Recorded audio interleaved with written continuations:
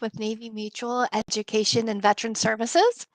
So, really happy you could join us today. TSP is one of my favorite topics, one a great benefit that everyone who has served has earned, but not everybody takes advantage of it the way that they could.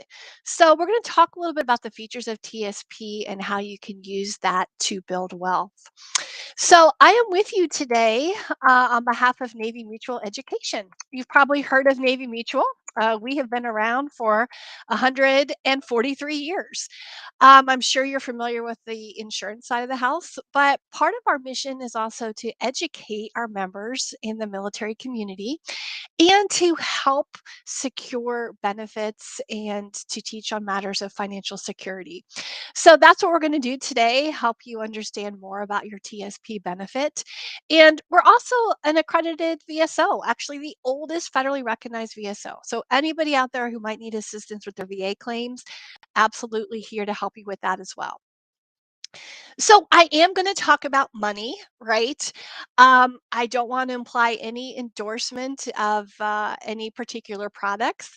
And I would really encourage you to work with a financial counselor, a financial planner that can really help you navigate your specific situation. Everyone is different. I'm not your financial planner, your insurance counselor. So reach out, use all the tools that are available to you to make sure you're doing what's right for you. So, I want to start out today in our conversation about the thrift savings plan just to talk a little bit about the blended retirement system. Now, TSP is important to anyone, regardless of what retirement system that you're under. We're going to focus today mostly on the active duty component, but no, TSP is really the same program. Whether you're in the Guard Reserves, whether you're in federal service, it's all still the TSP program. But the blended retirement system came about in 2018. And this is now the default for anyone who's new coming into the military. So if you were in before 2018 and you had less than 12 years, you could decide if you wanted to switch or keep the old system. If you had more than 12 years, you're in the old system or what we call the legacy system. Incidentally, my husband's served for 25 years, so he has a TSP account as well. So can kind of speak to this from a personal perspective of how we've been able to utilize benefits as well. But the folks that are under blended retirement still get a military pension if they served that qualifying number of years, 20 years, or if you had a medical retirement, might be eligible as well for a pension. But the multiplier is a little bit different. So previous system, if you served 20 years, for example, your multiplier was 2.5, so you got 50% of your base pay, 20 times 2.5. Under blended retirement, the multiplier is 2. So if you serve 20 years, you get 40% of that base pay. However, folks that are under the blended retirement system are also getting matching contributions to their TSP account. So, in theory, if you really maximize those matching contributions, invest them wisely, take advantage of those matching funds, you could, in theory, potentially come out ahead, right, of that legacy retirement system. So, regardless of what retirement system you're under, if you have a TSP account, it is an amazing benefit, and we want to help you understand all the features so you can really take advantage of that benefit. Okay, so moving on here. One really amazing thing about the TSP account is that it has low fees. All right. Now, this is an investment vehicle. When you have investments, they have fund managers, they have expenses that you have to pay in order to utilize the investment accounts. Well, TSP historically has had some of the lowest expenses out there. So I'm trying to get this updated for you. These are still the most current numbers that they have. Check the TSP site here probably the next month or so, and they might have updates for 2022. Those numbers are still crunching, but for 2021, if you were in the C fund, you only spent about 43 cents for every $1,000 you had invested. That's very low. Most other retirement accounts with similar type investments, you're looking between probably $4 and $7 per thousand. Now, you say, okay, well, that's not a whole lot either. But as your account grows and becomes more value, Do you want more of your money working for you or paying those fund managers, right? So that is one way that TSP helps to grow your money because it keeps expenses down. Now, you have options of what you want to invest in your TSP. And the reality is, the value of your account in retirement is really going to depend on your investment choices and, of course, how the market performs, right? But sometimes I run across people that really have no idea that they have options. They think I'm just investing in the TSP, but they never take time to actually log into TSP and choose how they want that money invested. So there are five core funds of the TSP. They have letter names: G, F, C, S, and I. Okay. But you are not invested in the government. Okay. Now, there is one fund, the G fund, that is the government. Those are government securities. But everything else in TSP, you're invested in the real world. Okay. So if you want to be invested in Google, Microsoft, Facebook, Tesla, that's the C fund, okay? So the C fund is designed to match the performance of the S&P 500. The S&P 500 is actually 505 mid to large US companies. So if you want to be invested in all those companies, you can do that through the C fund. The S fund matches the Dow Jones, okay? The F fund are bonds, and then the I fund is international. So you do have the opportunity to be invested in a lot of different things. Now, historically, how this goes is these funds, if we move from left to right, go from lower risk and lower returns potentially. And as we move to the right, there's some higher risk involved and potentially higher returns. Okay. Now, there are some risks, right? This money is not insured, it is not guaranteed. You are going to see the market go up and down. But if you're a young investor, that's how you build wealth, is when the market is down, you are taking advantage of sales. So really the key to TSP is having diversification and investing in a way that really matches your risk tolerance and your money personality. Okay. But I'm a big fan of diversification so you don't have all your eggs in one basket. And we'll talk a little bit about that. So these are the top 10 holdings in each of these accounts. And again, this should be updated soon. Probably not going to be a whole lot of changes for 2023. But these are real companies, right? Just like I said, there you can see Apple, Microsoft, Tesla there in the C fund. We got Airbnb, we got Marvel Technology, Uber there in the S fund. And then you see in those international funds, you've got Nestle, Toyota, AstraZeneca, Sony. So if you want to know really where your money is going, you can just go right to the TSP site. There'll be a little tab. You can click on fund information, and it helps you do a deeper dive into each of these funds, right? So you can really feel empowered about where your money is invested. Then we have something called the life cycle funds. Now, the life cycle funds are composed of all of those five funds that we just talked about. However, how big the slice of the pie is for each fund really kind of depends on your time horizon. Now that's, a buzz phrase for investment. And that basically means, how long do you have before you're going to be using this money? Okay.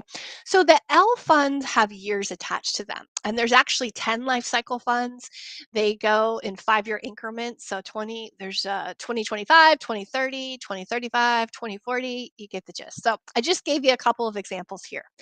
So let's look at the L2060. So this is designed for someone that would start pulling money out in the year 2060. Now remember, TSP is designed to use this money when you're 59 and a half or older. Okay, so ideally, your target would probably be whenever you're going to turn around year 60.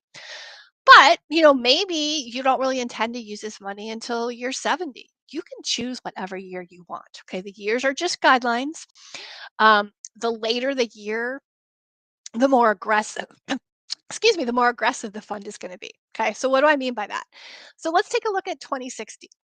You'll see probably 99% of that fund is in those more aggressive funds of the I, the S, and the C, right? And then you got little slivers of the other ones. Well, what happens is if you choose to do the life cycle fund concept, every quarter the fund managers will rebalance it slightly to get a little bit less aggressive as you get older. So in 10 years, the 2060 is going to look more like this 2050 fund, right? You start to see it a little bit less aggressive, right? We've got a little bit more in the F and G funds that aren't quite as risky. Okay. And then in 20 years, that 2060 will probably look something like this that the 2040 has, right? Um, because the idea is, as you get closer to retirement, you don't really have time to weather the storms of the market. You might not want to accept as much risk. Okay. And then the L fund, this is for folks that are pulling out money today, right? Living off this money. And that's when you would want to be more in the G fund. Okay. The G fund sits pretty flat. It only historically earns around 2%. So, sometimes people feel like, oh, that's where I want to put my money because another feature of the G fund is it doesn't lose money, it doesn't go negative. But you really don't want all of your money sitting at 2%, right? That doesn't even keep up with inflation. However, later when you're living off this money, that might be a little bit smarter move to preserve the capital that's in there, right? But you'll notice even in the L income fund, you still got some slivers of these other accounts so you can take advantage of the sales. So remember, you have the opportunity to choose how your money is invested. So you can choose a slice of the pie size for each of these five funds. Or if you're not real comfortable with that, if you're not going to be willing to go back at least once a year, kind of look at things, rebalance things, you might want to try the life cycle fund because the fund managers will do that. So that's a good strategy for someone that wants to be diversified, doesn't really know what the mix should be. Put it in there, let the fund managers do those allocations. Doesn't cost you anymore. Okay. So, my advice would be choose either one concept or the other. Sometimes I'll get somebody who has 50% of their money going into the L 2050 and 25% in C, 25% in I. You could do that in theory, but that's kind of negating the whole idea of the life cycle fund. You're kind of diluting the whole concept of how that money should be invested based on your target date. So again, you can choose, but might want to choose one or the other.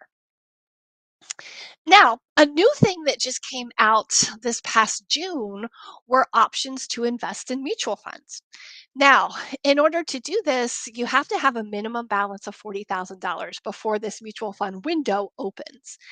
Now, I'll tell you in my financial counseling world, as an accredited financial counselor, jury is kind of still out on whether or not this is a good idea, just because the beauty of the TSP is that the fees are very low.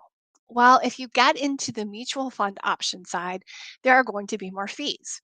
Now, there's a $55 annual expense fee, there's a $95 annual maintenance fee, and then there are trade fees. So every time you make trades, you purchase more funds, you sell funds within this mutual fund window, you're going to pay for that.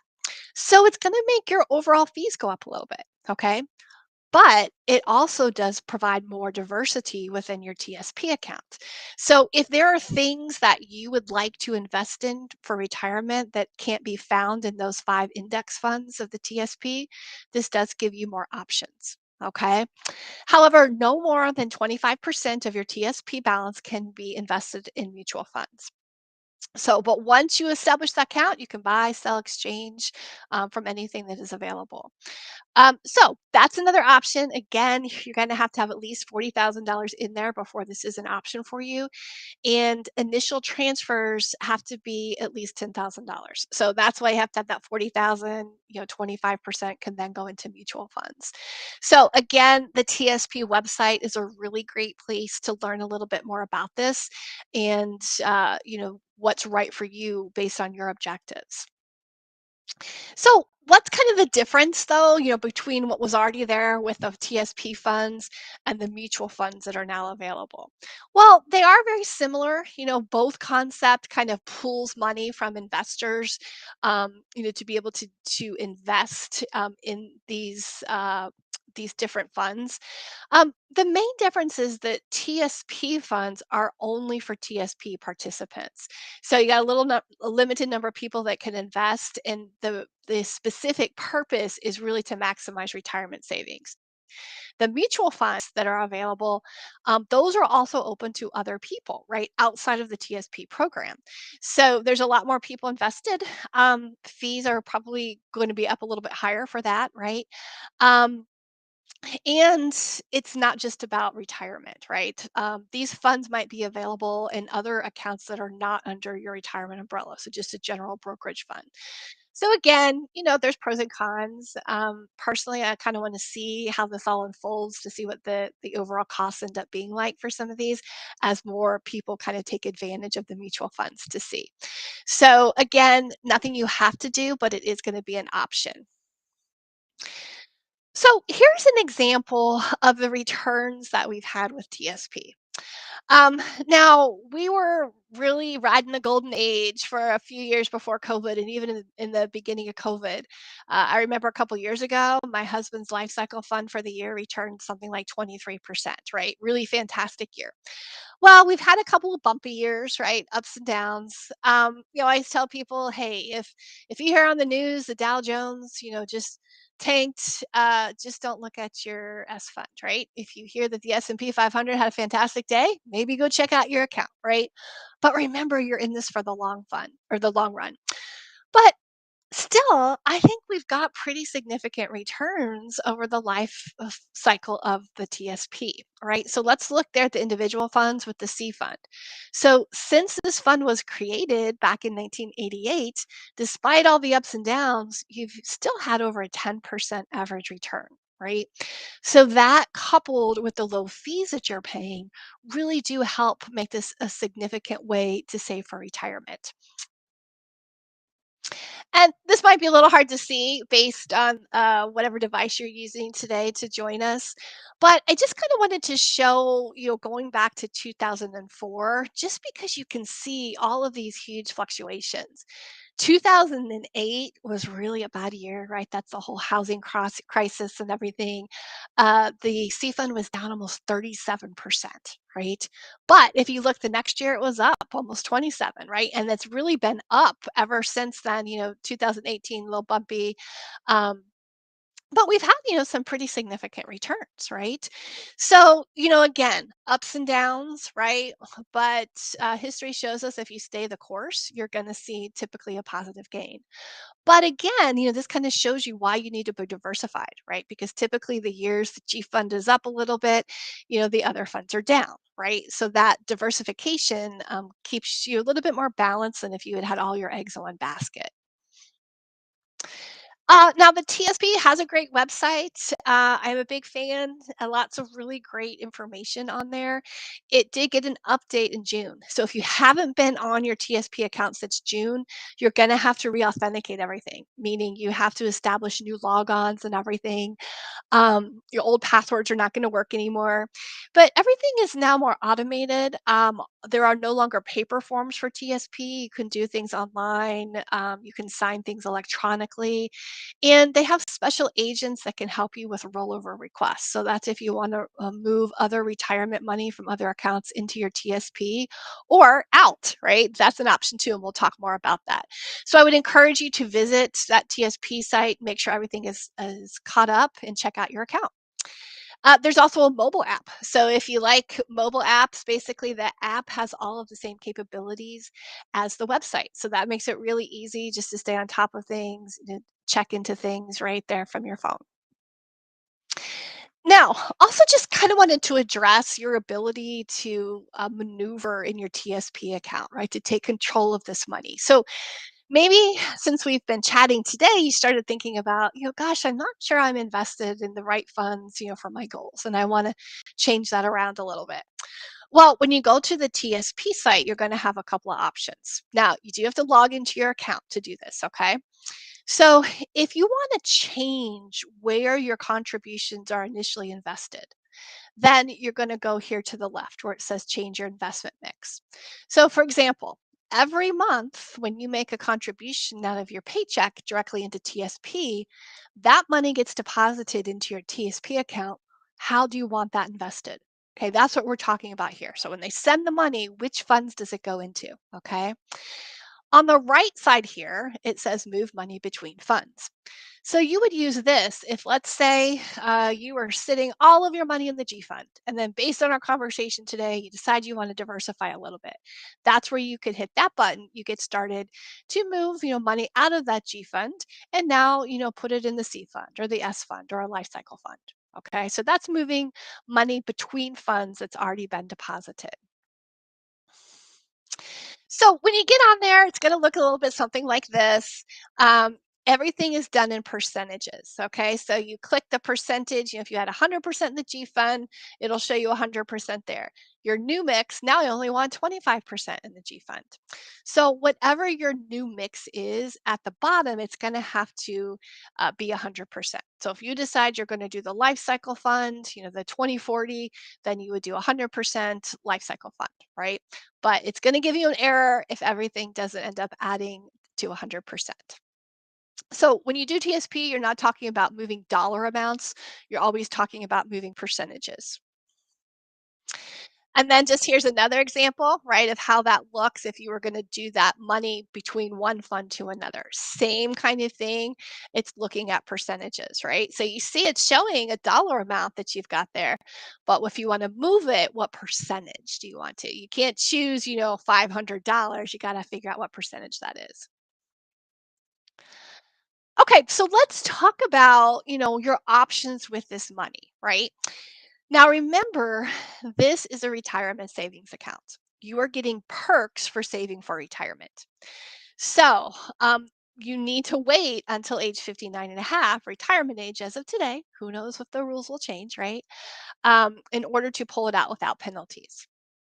Now, if you're 59 and a half and you've separated from the service, there are all kinds of options of what you can do. Okay. Now, if you had friends a few years ago, or maybe you separated or retired from service before 2019, you might have heard, "Hey, roll your TSP out. Take that money, put it someplace else because the options for retirement are really restrictive." Yes, that was the case. But in 2019, they passed the TSP Modernization Act.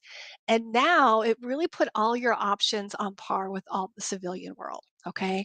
So after 59 and a half, you can take installment payments. That could be something every month, something every quarter. You could take a fixed dollar amount based on your life expectancy. There's calculators for that. You could just decide one month that you're going to pull something out and then leave it alone the rest of the year, or you can purchase an annuity. Okay, so lots of different options. And again, there's some good materials on there. You're not locked into one thing. Maybe you start with a monthly installment and then you decide to do a single withdrawal or purchase an annuity.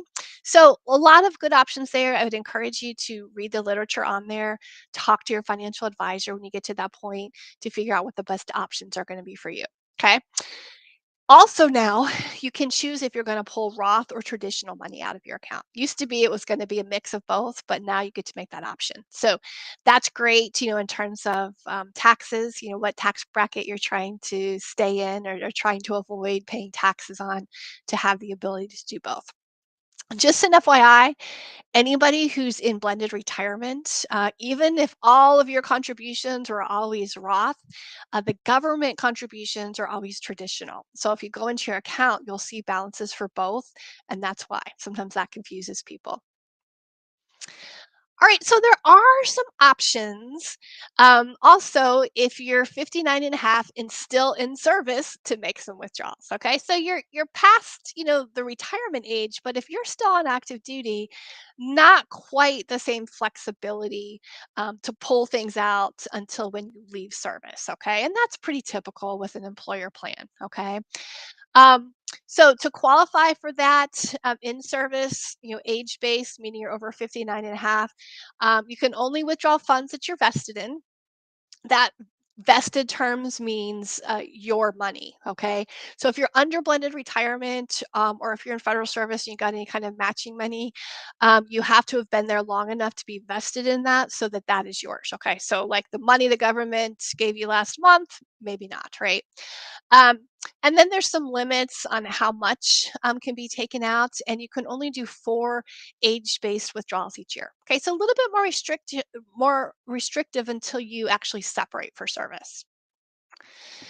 Now, also while you're in service, before 59 and a half, there are some exceptions to pull money out if you have financial hardships. Okay, but documentation is required. You can't just say you're having a hardship and pull money out, okay?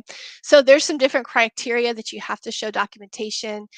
You got to show that you got a reoccurring negative cash flow. You know, this can't just be a one-time thing. Maybe you had some unreimbursable medical expenses that really hit you hard.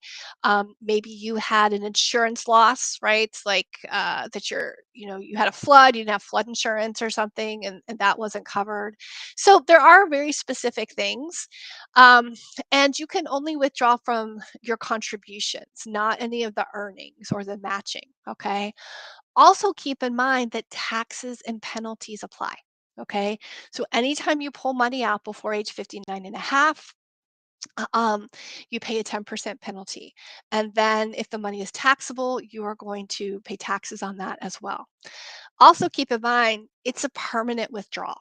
Okay, meaning if things are better next year, you can't take that money and replace it because there are limits on how much you can put into your TSP account. All right, so this is a permanent withdrawal. Don't have the ability to go back and put the money back. Also, this is pretty consistent with federal law with all types of retirement accounts. If you're pulling money out of your retirement account and you're married, it's typically going to require spousal consent. Okay, so don't get mad at TSP. That is federal law, pretty common. So also, if you go to the website, you'll see there's some additional requirements for the hardships. Okay. So again, if you're looking into that, I would really consider that you work with a financial advisor or financial counselor to make sure that's really your best option, because there are some consequences for sure.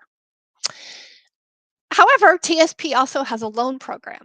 Now, this is only available if you are still in service. Okay, so once you're retired or separated, you can't take a loan out, but if you had a loan out when you separated, you can continue paying that loan. All right, but there's two different parts to the loan. You can just get a general purpose that can be used for anything, don't have to have any redocumentation. The repayment period is from 1 to 5 years, okay? And it's a $50 processing fee. So it doesn't matter the amount of the loan, flat $50. There's also a primary residence loan program. So this is used for a home construction or home purchase. That does require documentation. So you got to have the rent or the real estate contract, right, or the contract with the builder. That one you can pay back much longer terms. It's from 61 to 180 months and has a little bit higher processing fee. Now, how these loans work is you're really borrowing from yourself, right? You're taking your money out, you do pay it back, right? So you have the ability to replace it, which makes it different than a loan.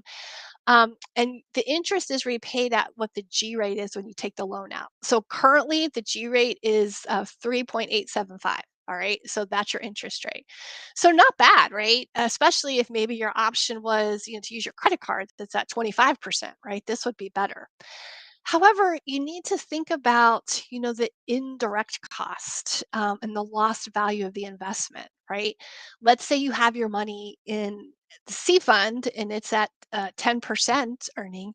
You pull that out, you're paying it back at about 4%. Well, that 6% is missed earnings, right? So that would make a difference on the end value of your TSP account. Okay. So you need to weigh the pros and cons. Again, there's appropriate reasons, but you need to make sure that might be your best choice and think about the future consequences. So again, there's loan eligibility. You can pull all of this up at the website. There's also a great calculator on the website that will let you know how much of your account is available for loans. Okay, so great thing to check out if you're interested in the loan. Differences between loans and withdrawals. We did talk about that a little bit, right? So with a loan, there is a fee, right? And you are, paying it back. You have the ability to put all that money back. With a withdrawal, there is no fee, but you do pay the 10% penalty, right? So that's pretty significant. And remember, you can't repay it. So that missed earnings of not having that, the value of compounding interest, you've lost that by making that withdrawal. If you do the loan, it's not taxable, right? As long as you pay it back on time like you're supposed to. However, if you do that withdrawal, remember you got that immediate tax liability in most cases, unless it's transferred to another retirement plan or something like that. So just keep that in mind, right? Anything that you pull out, you're not going to get that whole amount because of the taxes and penalties. Um, so again, these are features of the TSP program that are available, but you need to assess, if pulling money out is worth it. As a financial counselor, I really always really urge people to think hard when they come to me about that one and see if there's other alternatives that might be more successful. Now, TSP is your benefit forever. Okay, so when you leave the service, you can keep your TSP account. Why would you want to? Well, remember the fees are very low, right? So it's a great way to grow that retirement money. Now, if you have matching contributions, you are vested after 2 years. So we briefly kind of talked a little bit about vesting, but that means when the money belongs to you. So if you start getting contributions, from the first month that you work, but your vesting period is 2 years, that means if you leave before those 2 years, you lose those matching contributions. Okay. So TSP has a great vesting schedule. Like with BRS, you don't start getting your matching contribution until 2 years. So basically, as soon as you get it, you are vested. Okay. Other employers, you might have to wait 4 or 5 years. So you can keep your TSP account. You can still be actively involved in TSP, once you separate or retire from service. You still go into tsp.gov. You can, change your investment allocations, manage that money just like you did when you were still active. Okay. Can you still put money in it? Well, you can, but it has to be as a rollover from another eligible retirement account. So that term rollover just means moving money from one retirement account to another. So let's say perhaps you have an IRA, an individual retirement account, and you've been putting money in there. Well, you could roll that into your TSP. Why would you want to? Fees, right? Check the fees, see which one is lower. Okay. Or let's say that you've separated from service, you've retired, you now work for an employer that has a 401k with matching contributions. So certainly take advantage of that, right? But then you could take the 401k from that company and transfer it or roll it into your TSP. Again, why would you want to? Check the fees. Okay, you might find TSP is a better way to grow your money. Okay. Now, you might want to do it the other way, right? Maybe you love your new employer's 401k and you want to take your TSP funds and roll it into that. That's okay too. But if you do that, you might want to consider at least leaving $200 in the TSP and at that point putting it in the G fund. Now, wait, I just told you a few minutes ago you probably don't want everything in the G fund, right? Because it says flat. Well, the reason I'm saying this is how TSP works is if your account balance falls below $200, they just close it and send you a check. Okay, your benefit is gone. Okay. So if you put $200 in the G fund, it is not going to work hard for you. It's going to sit there, but it keeps your account open. So if you ever decide you want to come back to it, roll money into it, your benefit's still available. Whereas if you put $200 in, let's say, the C fund, and the C fund had a bad day and dropped to 190 one day, your account's closed. Your benefit is gone. So, of course, you don't have to do that, but that is one way, to keep your account open to make sure that you've always got access to that benefit if you wanted to use it in the future. Okay. Um, Now, the only thing you cannot roll into a TSP is a Roth IRA. Okay. And that has to do with the IRS tax code. So if you have a traditional IRA, you can roll that into the TSP.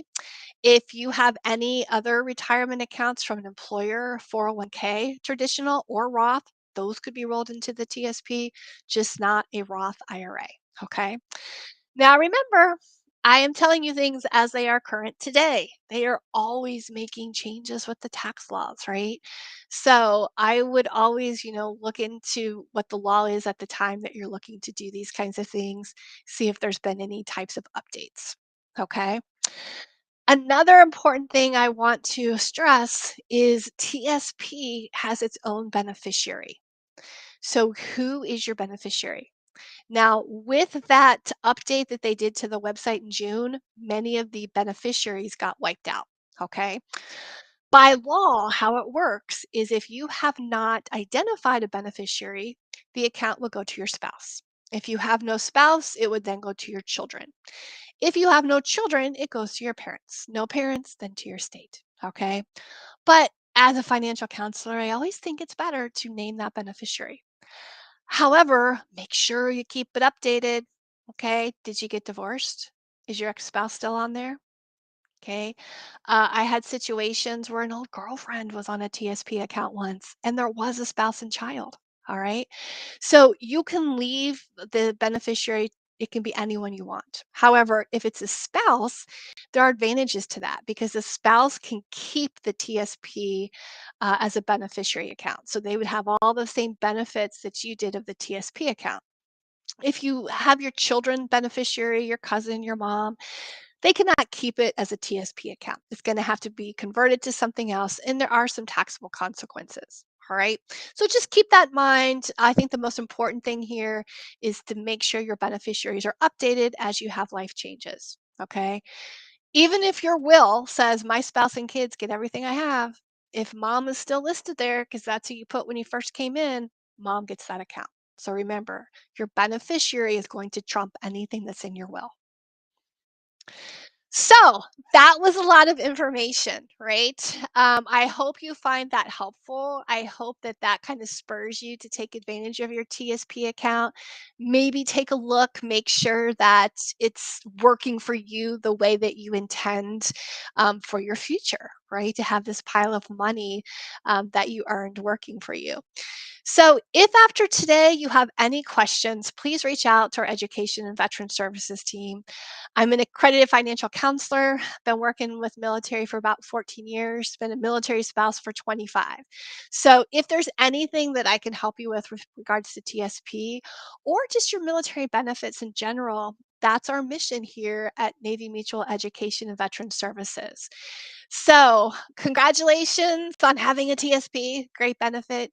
Thank you for your service and thanks for tuning in today. So, hopefully, we will have more of these. Let us know if there's a specific topic that you would like to hear about, and I would love to talk to you about. So, take care.